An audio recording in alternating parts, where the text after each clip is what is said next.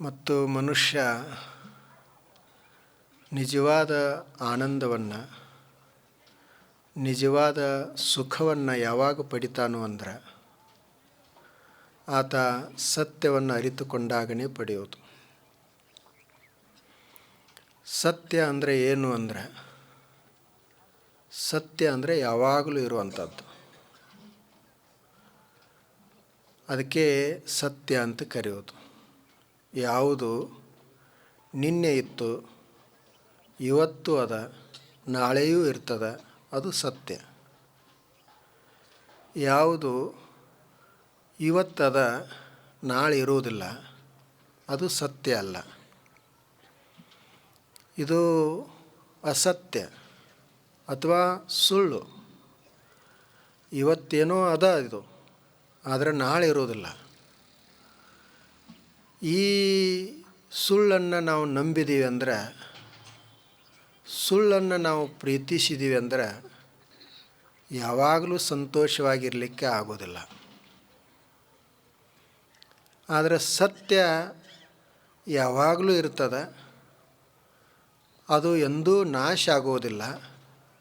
ಆದ್ದರಿಂದ ಯಾರು ಸತ್ಯವನ್ನು ಪ್ರೀತಿಸ್ತಾರೆ, ಸತ್ಯವನ್ನು ಅರಿತುಕೊಳ್ತಾರೆ, ಅವರು ಯಾವಾಗಲೂ ಸಂತೋಷವಾಗಿರ್ತಾರೆ, ಸುಖವಾಗಿ ಇರ್ತಾರೆ. ಆದ್ದರಿಂದ ಋಷಿ ಮುನಿಗಳೆಲ್ಲರೂ ಹೇಳೋದೇನು ಅಂದರೆ ಸತ್ಯವನ್ನು ಅರಿತುಕೊಳ್ಬೇಕು ಅಂತ. ಮತ್ತು ನಮ್ಮ ಮನಸ್ಸು ಹೇಗದ ಅಂದ್ರೆ, ಅದು ಯಾವ ವಸ್ತುವಿನ ಜೋಡಿ ಕೂಡ್ತದ ಆ ವಸ್ತುವಿನಂಗೆ ಆಗ್ತದೆ. ಪ್ರಪಂಚದ ಜೋಡಿ ಕೂಡಿತು ಅಂದ್ರೆ ಪ್ರಪಂಚದಂಗೆ ಆಗ್ತದೆ. ಸತ್ಯದ ಜೋಡಿ ಕೂಡಿತು ಅಂದ್ರೆ ಸತ್ಯದಂಗೆ ಆಗ್ತದೆ. ಭೂಮಿ ಜೋಡಿ ಕೂಡಿಕೊಂಡಿತು ಅಂದ್ರೆ ಭೂಮಿ ಹಂಗೆ ಆಗ್ತದೆ. ಆಕಾಶದ ಜೋಡಿ ಕೂಡಿತು ಅಂತಂದ್ರೆ ಆಕಾಶದಂಗೆ ಆಗ್ತದೆ. ಇದು ಮನಸ್ಸಿನ ಸ್ವಭಾವ. ಅದು ಇದು ಸೃಷ್ಟಿಯದ ಸ್ವಭಾವ. ಸೃಷ್ಟಿನೇ ಮನಸ್ಸನ್ನು ಹೀಗೆ ಮಾಡಿರೋದು. ಈ ಮನಸ್ಸಿನೊಳಗೆ ನಾವು ಸುಳ್ಳನ್ನು ತುಂಬಿದ್ದೀವಿ ಅಂದರೆ, ಪ್ರಪಂಚವನ್ನು ತುಂಬಿದ್ದೀವಿ ಅಂದರೆ ಅದು ಪ್ರಪಂಚದಂಗನೇ ಆಗೋದು. ಈ ಮನಸ್ಸಿನಲ್ಲಿ ಸತ್ಯವನ್ನು ತುಂಬಿದ್ವಿ, ಪಾರಮಾರ್ಥವನ್ನು ತುಂಬಿದ್ದೀವಿ ಅಂದರೆ ಅದು ಪಾರಮಾರ್ಥದಂಗೆ ಆಗ್ತದೆ. ಅದಕ್ಕೆ ಆ ಮನಸ್ಸಿನೊಳಗೆ ಸತ್ಯವನ್ನು ತುಂಬಬೇಕು. ಇನ್ನು ಈ ಪ್ರಪಂಚ ಮಾಡಿ ನಾನು ನಿಜವಾಗಲೂ ಸುಖ ಪಡಿತೀನಿ ಅಂತಂದರೆ ಅದು ಎಂದೂ ಸಾಧ್ಯ ಇಲ್ಲ.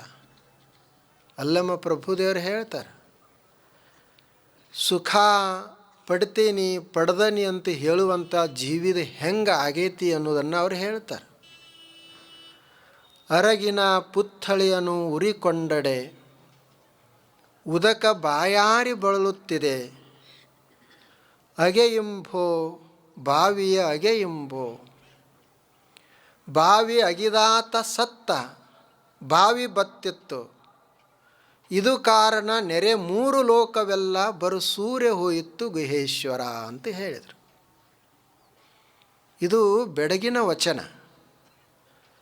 ಒಂದು ಅರಗಿನ ಪುತ್ಥಳಿ, ಪುತ್ಥಳಿ ಅಂದರೆ ಗೊಂಬೆ, ಅರಕಿನ ಗೊಂಬೆ ಮಾಡ್ಯಾರ. ಒಂದು ಅರಗಿನ ಗೊಂಬೆ, ಅದು ಅರಕಂತಿರ್ತದಲ್ಲ ಅದರದೊಂದು ಗೊಂಬೆ ಮಾಡ್ಯಾರ.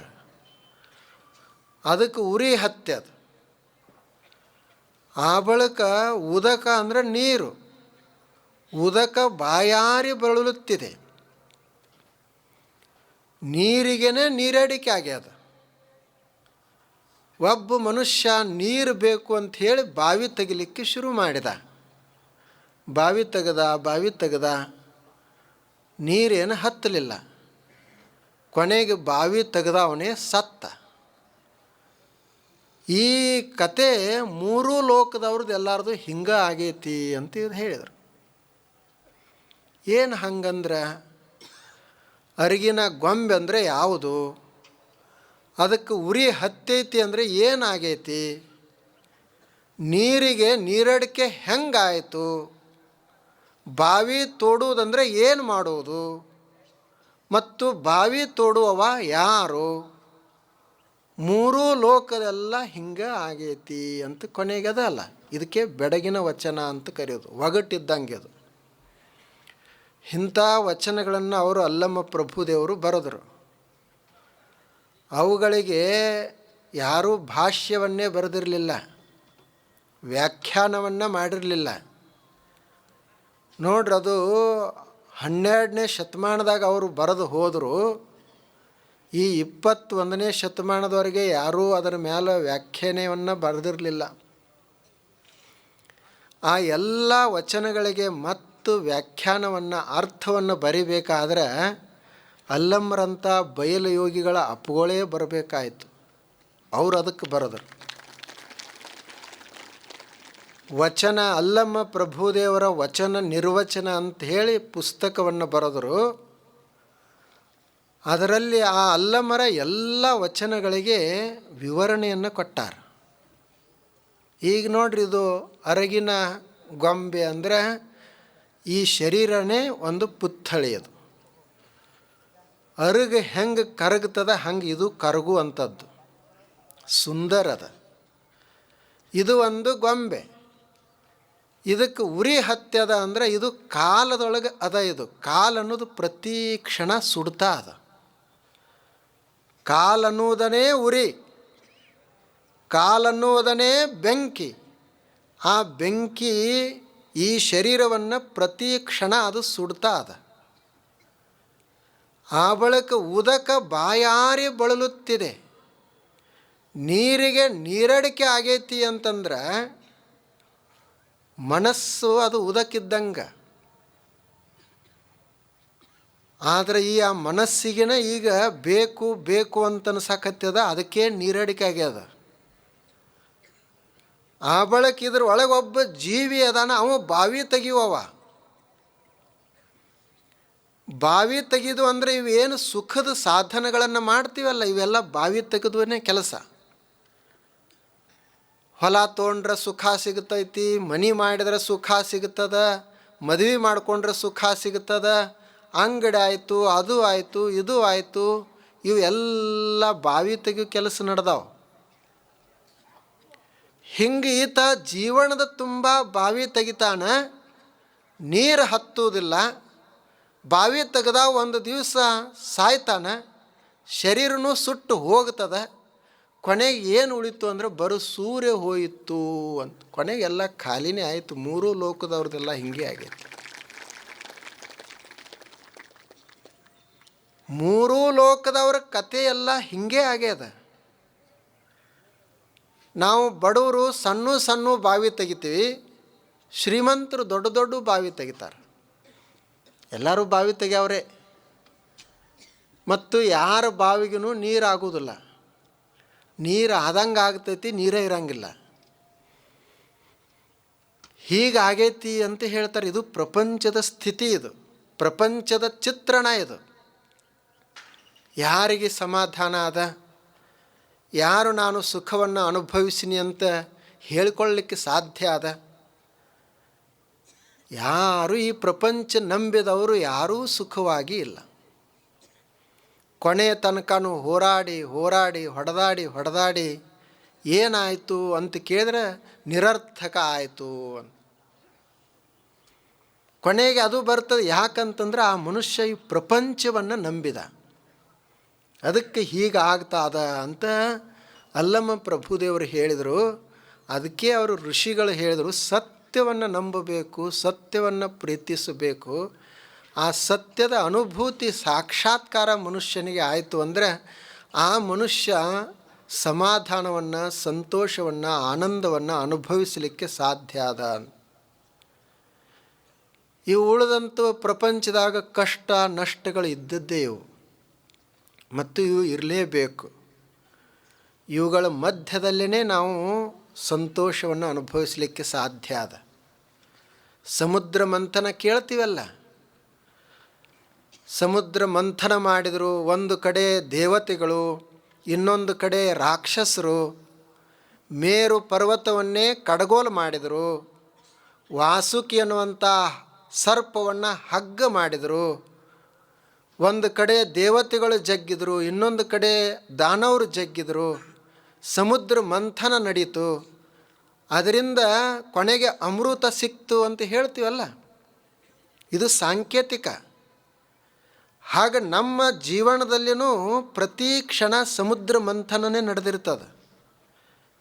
ನಮ್ಮಲ್ಲೇ ರಾಕ್ಷಸರಿರವ್ರು ಅದಾರ, ನಮ್ಮಲ್ಲೇ ದೇವತೆಗಳದಾವ. ಸದ್ಗುಣಗಳೇ ದೇವತೆಗಳು, ದುರ್ಗುಣಗಳೇ ರಾಕ್ಷಸರು. ಮನಸ್ಸೇ ನಮ್ಮದು ಮೇರು ಪರ್ವತ. ನಾವು ಮಾಡುವಂಥ ಕ್ರಿಯೆ ಅದನ್ನು ಬಳಸಿಕೊಂಡು ಸಮುದ್ರ ಮಂಥನ ಮಾಡ್ತೀವಿ. ಅವರು ಆ ಕಡೆ ಜಗ್ಗುತ್ತಿರ್ತಾರ, ನಾವು ಈ ಕಡೆ ಜಗ್ಗುತ್ತೀವಿ. ಅವರು ಇದನ್ನು ಮಾಡಬೇಡ ಅಂತಿರ್ತಾರ, ನಾವು ಇದನ್ನು ಮಾಡ್ತೀವಿ. ಕೆಟ್ಟ ಗುಣಗಳು ಎಷ್ಟು ತ್ರಾಸು ಕೊಡ್ತಾವ. ಕೊನೆಗಿದೆಲ್ಲ ಸಮುದ್ರ ಮಂಥನ ಸರಿಯಾಗಿ ನಡೀತಂದ್ರೇ ಅವಾಗ ಅಲ್ಲಿ ಮೋಕ್ಷದ ಅಮೃತ ಪ್ರಾಪ್ತಿಯಾಗುವುದು. ಸಮುದ್ರ ಮಂಥನದೊಳಗೆ ಅಮೃತ ಹುಟ್ಟಿಕೊಂಡಿತ್ತು ಅಂದರೆ, ಅಮೃತ ಅಂದ್ರೆ ಮುಕ್ತಿ, ಮೋಕ್ಷ. ಅಮೃತ ಅಂದರೆ ಸಾವಿರಲಾರದ್ದು. ಆ ಮನುಷ್ಯನಿಗೆ ಸಾವಿಲ್ಲ. ಆತ ಶಾಶ್ವತ ಸುಖವನ್ನು ಪಡಿತಾನೆ. ಅದು ಯಾವಾಗ ಸಾಧ್ಯ ಆಗ್ತದೆ ಅಂದರೆ, ಇದು ಎಲ್ಲ ಸಮುದ್ರ ಮಂಥನ ನಡಿಲೇಬೇಕು, ಪ್ರಪಂಚದೊಳಗೆ ನಡಿಲೇಬೇಕು. ಅವಾಗನೇ ಆಗೋದದು. ಕಷ್ಟಗಳು ಬರಲೇಬೇಕು ಜೀವನದೊಳಗೆ. ಅವು ಎಷ್ಟು ಕಷ್ಟಗಳು ಬರ್ತಾವ ಅಷ್ಟು ಮನುಷ್ಯ ಗಟ್ಟಿ ಆಗ್ತಾನೆ. ಅವು ನಮಗೆ ತ್ರಾಸು ಕೊಡ್ತಾವಂತ ಹೇಳಿ ಕೊರಗಬಾರ್ದು. ಕಷ್ಟಗಳು ಬಹಳ ಅದಾವಂತ ಹೇಳಿ ನೋವು ಪಡುವುದಲ್ಲ, ಕಷ್ಟಗಳನ್ನೇ ಆನಂದಿಸೋದು. ನೋಡ್ರಿ, ಅದಕ್ಕೆ ಅವರು ಕುಂತಿ ಕೇಳ್ಕೊಂಡ್ರು. ಮಹಾಭಾರತದಲ್ಲಿ ಪಾಪ ಕುಂತಿಗೆ ಎಷ್ಟು ಕಷ್ಟಗಳು ಬಂದು. ಸಣ್ಣ ವಯಸ್ಸಿನಲ್ಲೇ ಮದುವೆ ಆಯಿತು, ಮಕ್ಕಳದು. ಆದರೆ ಗಂಡ ಬೇಗ ತೀರ್ಕೊಂಡ. ಪಾಂಡು ರಾಜ ಬೇಗ ತೀರ್ಕೊಂಡ. ಇನ್ನು ಹೇಗೆ ಮಾಡೋದು? ಮತ್ತೆ ಮಾದ್ರಿ ಒಂದು 2 ಮಕ್ಕಳು, ನಕುಲ ಸಹದೇವ. ಆ 2 ಮಕ್ಕಳನ್ನು ಈಕೆನೇ ಜೋಪಾಸನೆ ಮಾಡಿದಳು. ಕುಂತಿದು ಆದರ್ಶ ಜೀವನ. ಒಬ್ಬ ಭಾರತೀಯ ಮಹಿಳೆ ಹೆಂಗೆ ಇರ್ತಾಳು ಅಂತ ತಿಳ್ಕೊಳ್ಬೇಕಾಗಿತ್ತಂದ್ರೆ ಆ ಕುಂತಿದು ನೋಡಬೇಕಾಗ್ತದೆ ಘಟನೆ. ಆಕೆ ಸೌತಿ ಮಕ್ಕಳನ್ನು ಸಹಿತ ತನ್ನ ಮಕ್ಕಳಕ್ಕಿಂತ ಹೆಚ್ಚು ಪ್ರೀತಿ ಮಾಡವಳು. 5 ಜನ ಮಕ್ಕಳಲ್ಲಿ ಆಕೆಗೆ ಹೆಚ್ಚು ಪ್ರೀತಿಯವ ಅಂದರೆ ಸಹದೇವ. ಸಹದೇವೇನ ಆಕೆಯ ಮಗ ಅಲ್ಲವ, ಮಾದ್ರಿಯ ಮಗ ಇದ್ದ. ಮಾದ್ರಿಗೆ ಹೇಳಿದ್ದಳು ಸವತಿ, ಆಕೆಗೆ ಹೇಳಿದ್ದಳು, ನಿನ್ನ ಮಕ್ಕಳನ್ನು ನಾನು ಹೀಗೆ ಜೋಪಾಸನೆ ಮಾಡ್ತೀನಿ, ಅವರಿಗೆ ತಾಯಿ ಇಲ್ಲ ಅಂತನ್ನುವಂಥ ಕಲ್ಪನೆಯೇ ಬಂದಿರಬಾರದು. ಅಂಥ ಸ್ವಭಾವದವಳು ಕುಂತಿ. ಗಂಡ ತೀರ್ಕೊಂಡ. ಆಸ್ತಿ ಕೇಳಬೇಕು ಅಂಥೇಳಿ ರಾಜ್ಯಕ್ಕೆ ಬರ್ತಾಳೆ. ಆದರೆ ಈಗ ಗಂಡಿಲ್ಲ, ಯಾರು ಹಚ್ಕೊಳ್ತಾರೆ? ಆಸ್ತಿ ಕೊಡಲಿಕ್ಕೆ ತಯಾರಿಲ್ಲ. ಆಕೆ ಮನಸ್ಸು ಮಾಡಿದ್ರೆ ಆಕೆಗೆ ನ್ಯಾಯ ಪ್ರಕಾರ ಆಕೆ ಹಿರಿ ಸೊಸೆ, ಪಾಂಡು ಹಿರಿಯವ. ಪಾಂಡುನ ಮಕ್ಕಳಿಗೆ ರಾಜ್ಯ ಕಾರ್ಭಾರ ಸಿಗಬೇಕು, ಹಿರಿತನ ಸಿಗಬೇಕು.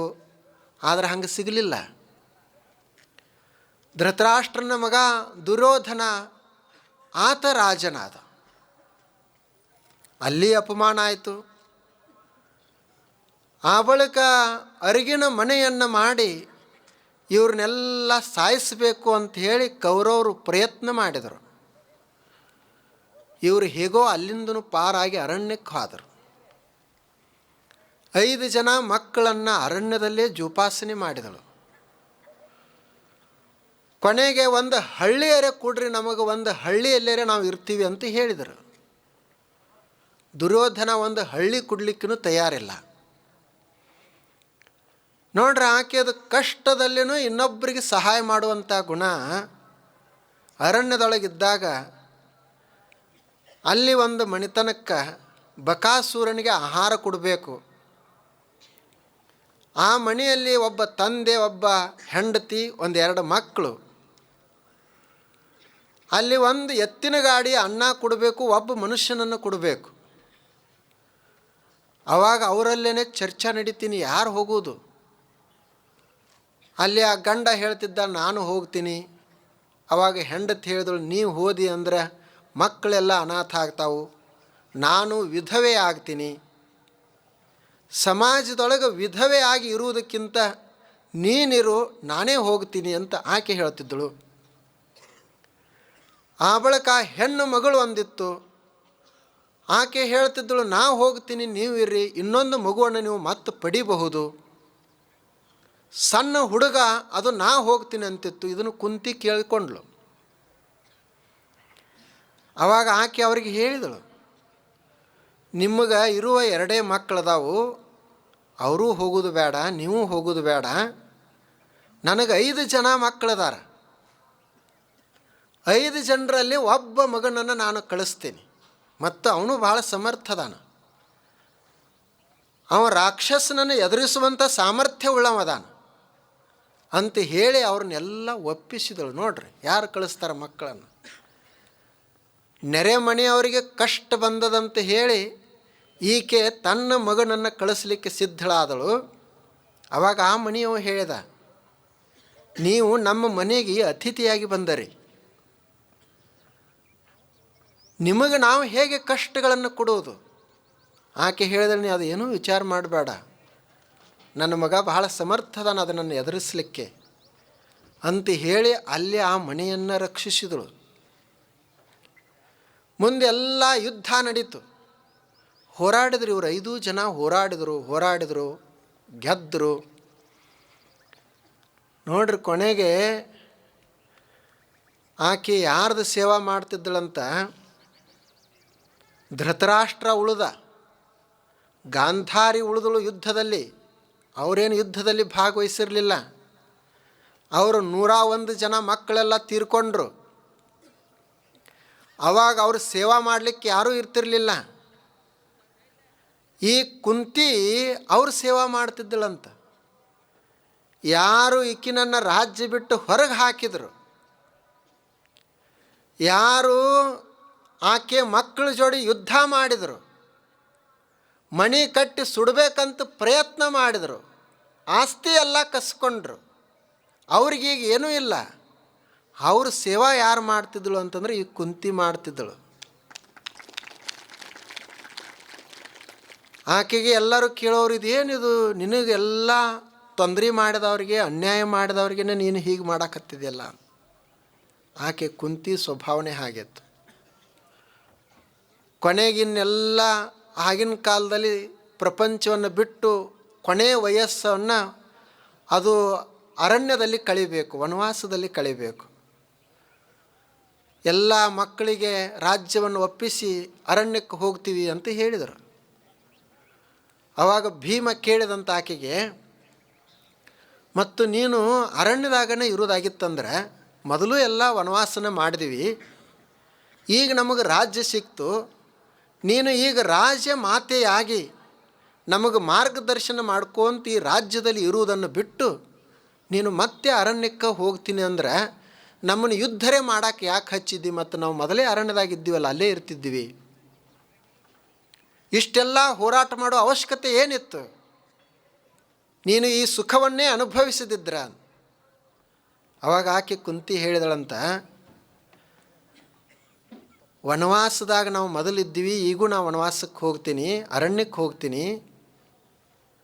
ಆದರೆ ನಿಮ್ಮನ್ನೇ ಯಾಕೆ ಈ ಯುದ್ಧಕ್ಕೆ ತೊಡಗಿಸಿದೆ ಅಂತಂದ್ರೆ, ನನ್ನ ಮಕ್ಕಳು ಕ್ಷತ್ರಿಯರು, ಅವರು ಧೈರ್ಯವಂತರದಾರ, ಸ್ಥೈರ್ಯವಂತರದಾರ ಮತ್ತು ಧರ್ಮಕ್ಕಾಗಿ ಅವರು ಬದುಕ್ತಾರ ಅನ್ನುವುದನ್ನು ತೋರಿಸ್ಬೇಕಾಗ್ತದೆ.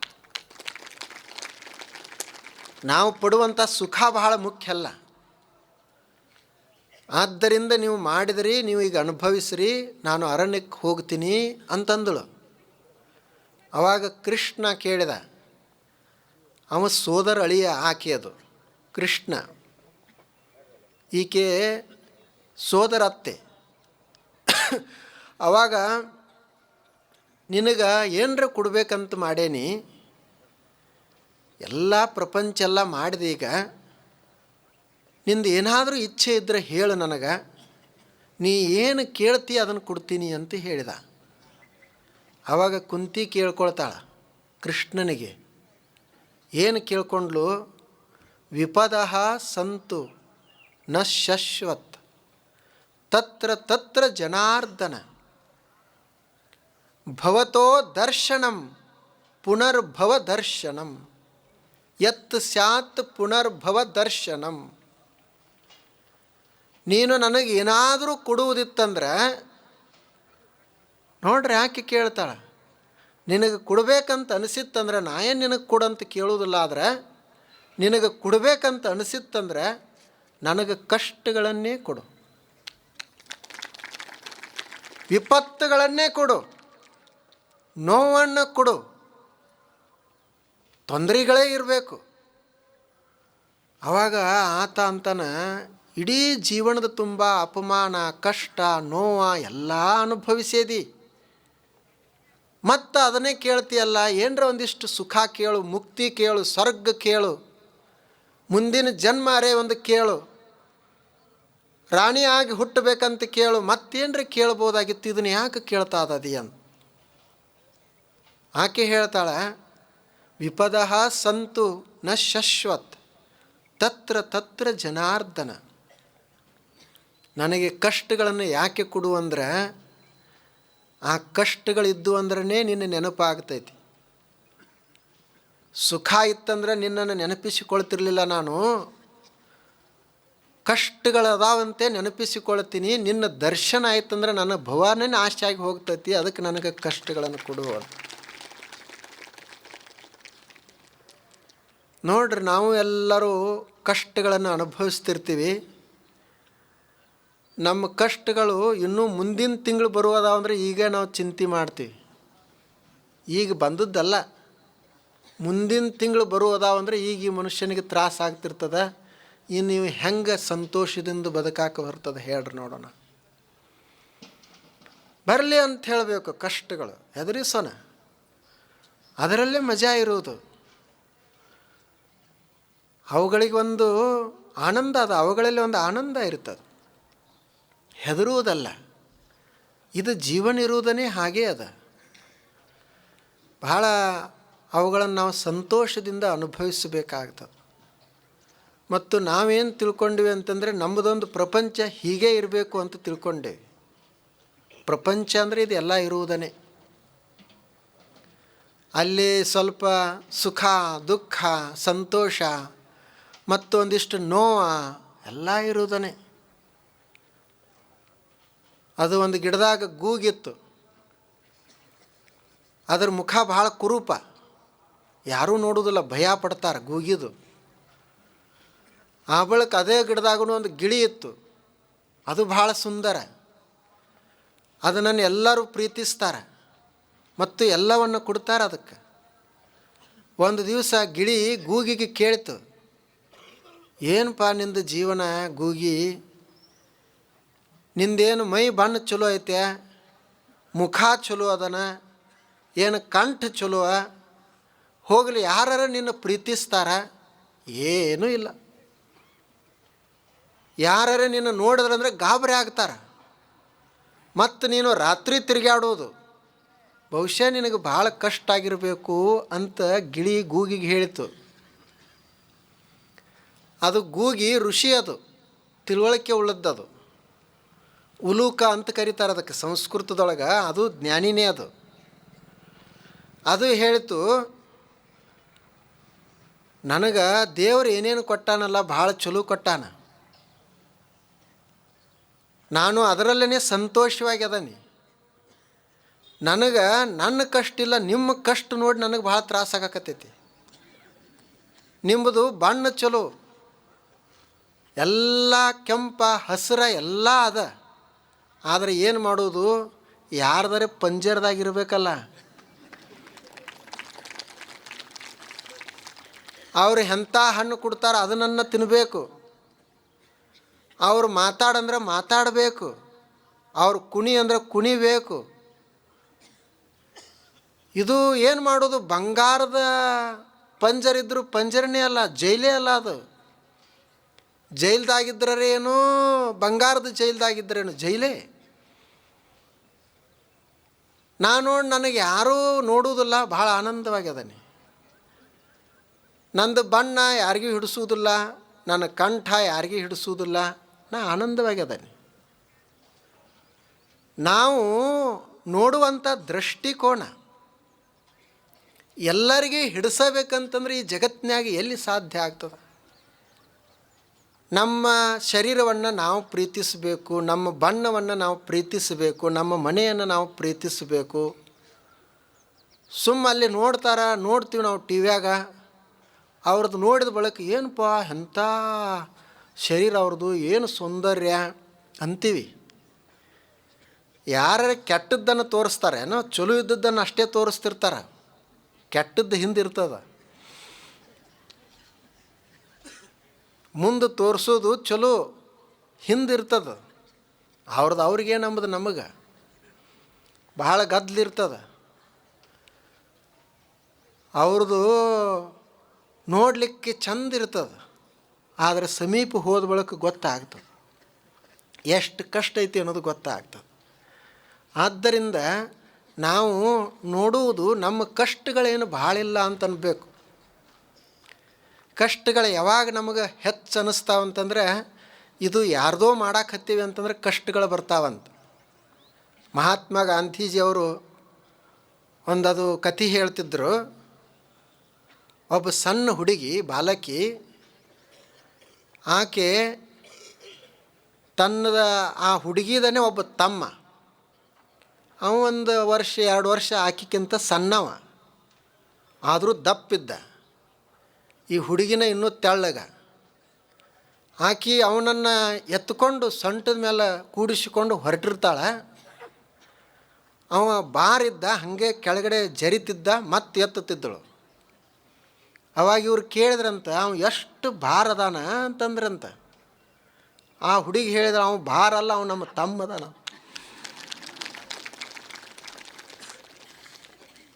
ಅವ ಭಾರ ಅಲ್ಲ, ಅವ ನಮ್ಮ ತಮ್ಮದಾನ. ಆಕೆಗೆ ಅವ ಭಾರೇ ಅಲ್ಲ, ಅಷ್ಟು ಪ್ರೀತಿಸ್ತಾಳೆ. ಯಾಕೆ ಅಂದರೆ ನಮ್ಮ ತಮ್ಮ ಅನ್ನೋದದ.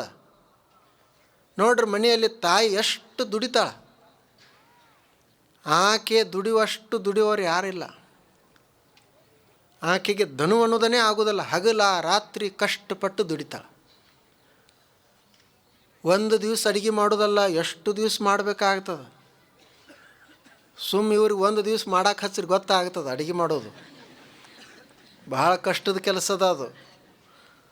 ದಿವಸ ಉಣ್ಣೋದೇನೋ ಸುಲಭ, ದಿನಾಲೂ ಅಡುಗೆ ಮಾಡಬೇಕು, ಮತ್ತೆಲ್ಲ ಮನೆಯನ್ನೆಲ್ಲ ಸ್ವಚ್ಛ ಇಡಬೇಕು. ಇದೇನು ಸಾಮಾನ್ಯ ಕೆಲಸ ಅಲ್ಲ ಇದು. ಅದು ಹೆಣ್ಮಕ್ಳಿಗೆ ಸಾಧ್ಯ ಅದ. ಯಾಕೆ ಅಂತಂದ್ರೆ ಅವ್ರ ಮನೆ ಇದು ನಮ್ಮದಂತ ತಿಳ್ಕೊಂಡಿರ್ತಾರೆ, ಅವ್ರಿಗೆ ದನೂ ಆಗೋದಿಲ್ಲ, ಕಷ್ಟ ಆಗೋದಿಲ್ಲ. ಹಾಗೆ ಇಲ್ಲಿ ನಾವು ಸಂಸಾರದೊಳಗೂ ನಾವು ಇದು ಯಾರ್ದೋ ಮಾಡಾಕತ್ತೀವಿ, ಇದು ಏನೂ ಉಪಯೋಗ ಇರಲಾರ್ದು ಅಂತ ತಿಳ್ಕೊಂಡ್ವಿ ಅಂದ್ರೆ ಭಾರ ಆಗ್ತದೆ. ಇದು ನಮ್ಮದ ಅದ, ಇದು ನನ್ನ ಚೆಂದಾಗಿ ಮಾಡಬೇಕಂತ ಭಾವ ಬಂತು ಅಂದರೆ ಹಗುರ ಆಗ್ತದೆ. ಹಾಗೆ ಪ್ರಪಂಚವನ್ನು ನಂಬದಂತ ತಿಳ್ಕೊಂಡು ಹಗರು ಮಾಡಿ ಬದುಕುವುದು, ಭಾರ ಮಾಡ್ಕೋಬಾರದು. ಮತ್ತು ಕೊನೆಗೆ ಎಲ್ಲರೂ ಹೋಗುವುದು ಅಲ್ಲೇ ಅದ. ಇದು ಒಂದೇ ಟ್ರೇನ, ಪ್ರಪಂಚ ಅನ್ನೋ ಟ್ರೇನ್ ಇದು. ಈಗ ನೀವು ಒಂದು ಟ್ರೇನ್ದಾಗ ಹೋಗ್ರಿ, ರೇಲ್ ಗಾಡಿಯಾಗ ಹೋಗ್ರಿ, ಅದು ರೇಲ್ ಗಾಡಿಯಲ್ಲಿ ಸೆಕೆಂಡ್ ಕ್ಲಾಸ ಮತ್ತು ಜನ್ರಲ್ಲ, AC, ಫಸ್ಟ್ ಕ್ಲಾಸ ಎಲ್ಲ ಒಂದೇ ಬೋಗಿಯಾಗಿರ್ತಾವೆ. ಎಲ್ಲರೂ ಹೋಗೋದು ಒಂದೇ ಸ್ಥಳಕ್ಕಣೆ. ಅಲ್ಲಿ ಕೂಡುವ ಕುರ್ಚಿ ಅಷ್ಟೇ ಬೇರೆ. AC ಒಂದಿಷ್ಟು AC ಅದ, ಹೊರಗಿನವ್ರಿಗೆ ಜನ್ರಲ್ದವ್ರಿಗೆ AC ಇಲ್ಲ, ಹೊರಗಿನ ಗಾಳಿ ತೋತಾರೆ ಅವರು. ಅಲ್ಲಿ ಜನ ಭಾಳ ಜನ್ರಲ್ದಾಗ, ಇವ್ರು ಯಾರೂ ಇಲ್ಲಿ ಒಬ್ಬರೇ ಕೂಡಬೇಕು. ಅದೇ ಗಾಳಿಯನ್ನು ಸ್ವಚ್ಛ ಮಾಡಿ ಇವರು ಒಂದಿಷ್ಟು ಕೊಡ್ತಾರೆ.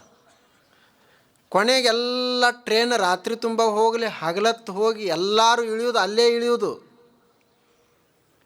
ಅವ್ರು AC-ದಾಗಿದ್ದವ್ರು ದೊಡ್ಡ ಕುರ್ಚಿ ತೊಗೊಂಡು ಇಳಿಯಾಕೆ ಬರೋದಿಲ್ಲ, ಅವ್ರದ್ದು ಸಾಮಾನು ತೊಗೊಂಡು ಇಳಿಯೋದು.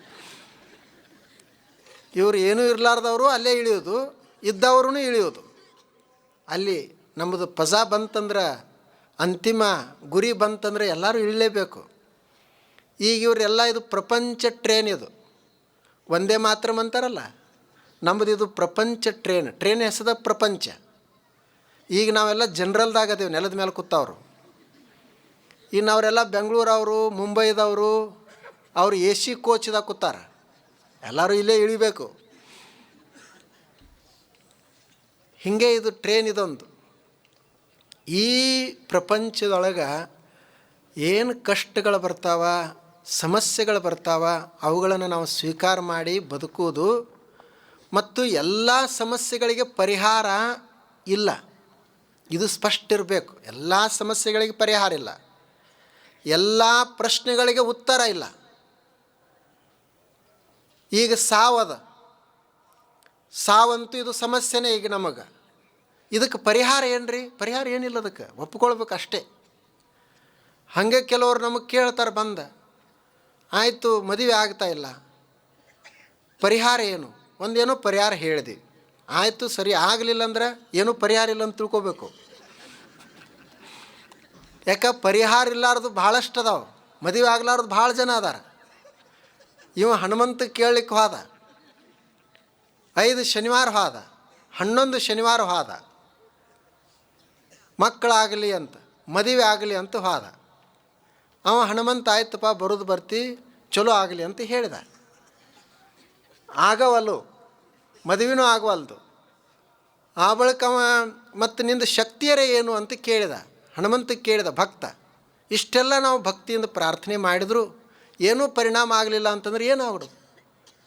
ಅವಾಗ ಹನುಮಂತ ಹೇಳಿದ, ನೋಡಿದು ಪ್ರಪಂಚ ಹಿಂಗೆ ಇರುವುದು. ಇಲ್ಲಿ ಬಹಳಷ್ಟು ಪ್ರಶ್ನೆಗಳಿಗೆ, ಸಮಸ್ಯೆಗಳಿಗೆ ಪರಿಹಾರ ಇಲ್ಲ. ಅದಕ್ಕೆ ನಾ ಈ ಕಡೆ ಮುಖ ಮಾಡ್ಕೊಂಡು ಕೂತಾನೆ. ನಿನಗೆ ಬರೋದಿತ್ತಂದ್ರೆ ಬಾ, ಬ್ಯಾಡ ಗಣಿಸ್ತಂದ್ರೆ ಬಿಡು. ನೀನು ಶಕ್ತಿಯರೇ ಐತರೆ ಅಂತನ್ನು ಇಲ್ಲರೇ ಅಂತನ್ನು ನಮಗೇನು ಫರಕ್ ಪಡಂಗಿಲ್ಲ. ಯಾಕೆ ನಮಗೆ ಗೊತ್ತದ, ಏನಿದ್ರೂ ಸಮಸ್ಯೆಗಳಿಗೆ ಪರಿಹಾರ, ಎಲ್ಲ ಸಮಸ್ಯೆಗಳಿಗೆ ಪರಿಹಾರ ಇಲ್ಲ.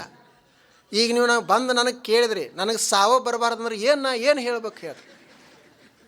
ನಾನು ಸಾವು ಹೊಂದಿರುವಾಗ, ನಾನೇ ಒಂದು ದಿವಸ ಮರೆಯಾಗಿ ಹೋಗುವಾಗ ನೀವು ಗುರುಗಳ ಸಾವು ಬರಲಾರ್ದಂಗೆ ನನಗೆ ಮಾಡಿರಿ ಅಂದ್ರೆ ನಾನು ಎಲ್ಲಿಂದ ಮಾಡೋದು? ಆದ್ದರಿಂದ ಎಲ್ಲ ಸಮಸ್ಯೆಗಳಿಗೆ ಪರಿಹಾರ ಇಲ್ಲ, ಎಲ್ಲ ಪ್ರಶ್ನೆಗಳಿಗೆ ಉತ್ತರ ಇಲ್ಲ. ನಾವು ಇರುವಷ್ಟು ನಮ್ಮ ಸಮಸ್ಯೆಗಳನ್ನು ಸರಳಗೊಳಿಸಿ ಜೀವನವನ್ನು ಸಾಗಿಸ್ತಾ ಇರಬೇಕು. ಕಷ್ಟಗಳ ಮಧ್ಯದಲ್ಲೇ ನಕ್ಕೋಂತಿರೋದು. ಇಷ್ಟು ಇದೊಂದು ತಿಳ್ಕೊಳ್ಳೋದು, ಪ್ರಪಂಚ ಇದು ಹಿಂಗೆ ಇರುವುದು. ಆನಂತರ ಪಾರಮಾರ್ಥ ಸತ್ಯದ ಅನುಭೂತಿ ಮನುಷ್ಯನಿಗೆ ಆಗಬೇಕು. ಇಷ್ಟ ಆದರೆ ನಡೆಯೋದಿಲ್ಲ, ಅದರ ಜೋಡಿ ಒಳ್ಳೆಯ ಕೆಲಸ ಮಾಡಬೇಕು. ಇಡೀ ಜೀವನದ ತುಂಬ ಒಳ್ಳೆಯ ಸತ್ಕರ್ಮಗಳನ್ನು ಮಾಡ್ತಾ ಇರೋದು. ನಮಗೇನೇನು ಸಾಮರ್ಥ್ಯ ಅದ, ಸಾಧ್ಯತೆ ಅದ, ಅದರ ಎಲ್ಲ ಕಾರ್ಯಗಳನ್ನು ಮಾಡ್ತಾ ಇರಬೇಕು. ಇದನ್ನು ನಾವು ಮೊನ್ನೆ ನೋಡ್ತಾ ಇದ್ದೀವಿ, ಒಳ್ಳೆಯ ಕೆಲಸಗಳನ್ನು ಮಾಡೋದು. ಇನ್ನು ಅದು ನಾನು ಮಾಡ್ತೀನಿ ಅಂತ ಹೇಳಿನೂ ಸಹಿತ ತಲೆ ಒಳಗೆ ಹಾಕ್ಕೊಳ್ಬಾರ್ದು. ಮಾಡಿದೆನೆಂಬುದು ಮನದಲ್ಲಿ ಹೊಳೆದಡೆ ಏಡಿಸಿ ಕಾಡಿತ್ತು ಶಿವನ ಡಂಗುರ. ಮಾಡಿದೆನೆನ್ನದಿರ ಲಿಂಗಕ್ಕೆ, ಮಾಡಿದೆನೆನ್ನದಿರ ಜಂಗಮಕ್ಕೆ, ಮಾಡಿದೆನೆನ್ನದಿರ ಲಿಂಗಕ್ಕೆ, ಮಾಡಿದೆನೆಂಬುದು ಮನದಲ್ಲಿ ಇಲ್ಲದಿದ್ದರೆ ಬೇಡಿದ್ದ ನೀವ ನಮ್ಮ ಕೂಡಲ ಸಂಗಮ ದೇವ. ನಾ ಮಾಡ್ತೀನಿ ಅಂತ ಅನ್ಬಾರ್ದು. ದೇವರಿಗೆ ಮಾಡ್ತೀನಿ, ಜಂಗಮರಿಗೆ ಮಾಡ್ತೀನಿ ಅಂದರೆ ಸಮಾಜಕ್ಕಾಗಿ ನಾ ಮಾಡ್ತೀನಿ ಅಂತ ಅನ್ಬಾರ್ದು. ನಾವು ಸಮಾಜದಿಂದ ತೊಗೊಂಡೇವಿ. ನಾವೇನು ಮಾಡೋದು? ಈಗ ತಾಯಿಯಿಂದ ನಾವು ತೆಗೆದುಕೊಂಡೇವಿ, ತಾಯಿಗೆ ಮಾಡ್ತೀವಿ ಅಂತಂದ್ರೆ ಏನು ಅದರ ಅರ್ಥ? ನಾ ತಾಯಿದಿಷ್ಟು ಸೇವಾ ಮಾಡಿದೆ ಅಂತ. ತಾಯಿನೇ ನಮ್ಮನ್ನು ಹುಟ್ಟಿಸ್ಯಾಳ, ಆಕೆನೇ ನಮ್ಮನ್ನು ಜೋಪಾಸನೆ ಮಾಡ್ಯಾಳ, ಆಕೆಗೆ ಏನು ಮಾಡೋದು? ಆದ್ದರಿಂದ ನಾ ಮಾಡ್ತೀನಿ ಅನ್ನುವಂಥ ಭಾವ ನಮ್ಮಲ್ಲಿ ಬರಬಾರ್ದು. ಮತ್ತು ಇಡೀ ಜೀವನದ ತುಂಬ ಒಳ್ಳೆಯ ಕೆಲಸಗಳನ್ನು ನಾವು ಮಾಡ್ತಾ ಇರಬೇಕು. ತಲೆಯಲ್ಲಿ ಸತ್ಯದ ಜ್ಞಾನ, ಮತ್ತು ಪ್ರಪಂಚದಲ್ಲಿ ಬರುವಂಥ ಕಷ್ಟಗಳನ್ನು ಎದುರಿಸುವಂಥ ಸಾಮರ್ಥ್ಯ, ಅದರ ಜೊತೆಗೆ ಒಳ್ಳೆಯ ಕೆಲಸಗಳನ್ನು ಮಾಡ್ತಾ ಇರಬೇಕು. ಇದು ಇಷ್ಟು ಇವತ್ತಿನ ಒಂದು ಚಿಂತನ.